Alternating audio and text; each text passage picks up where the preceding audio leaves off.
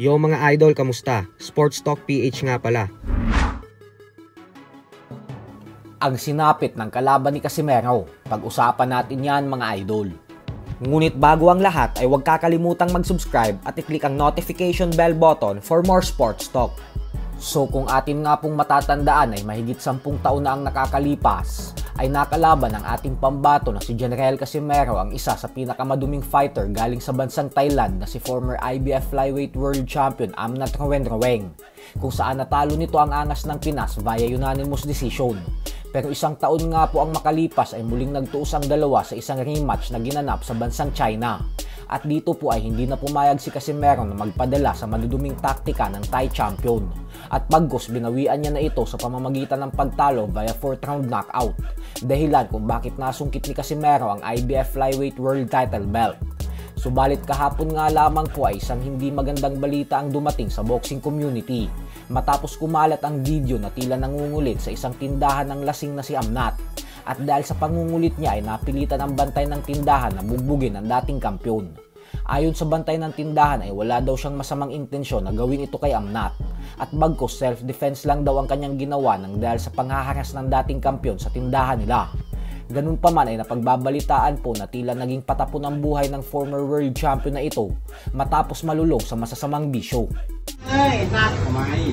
Kamay po, kamay na!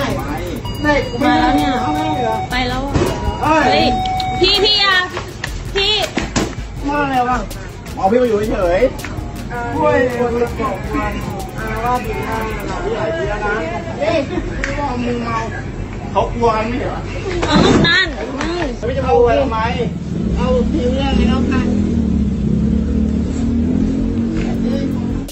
Sa kabilang banda naman mga idol ay tila hindi nga po talaga maganda ang naidulot ng pagkatalo ng Mexican superstar Canelo Alvarez sa kamay ng 5 Division champion Terence Crawford.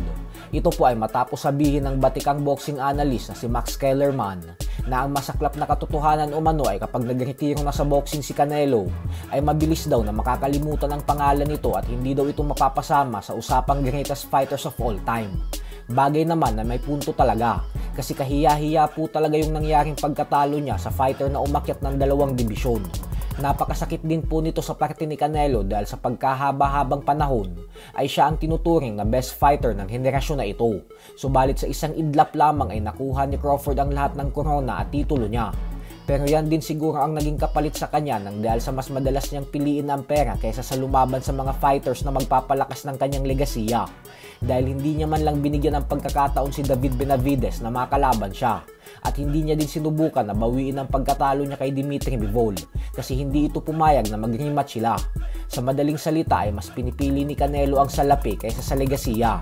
Kaya bagamat automatic na mapapasama siya sa International Boxing Hall of Fame balang araw, ay hindi po makakasama ang pangalan niya sa debate pagdating sa greatest of all time. So hanggang dito na lang po muna tayo mga idol.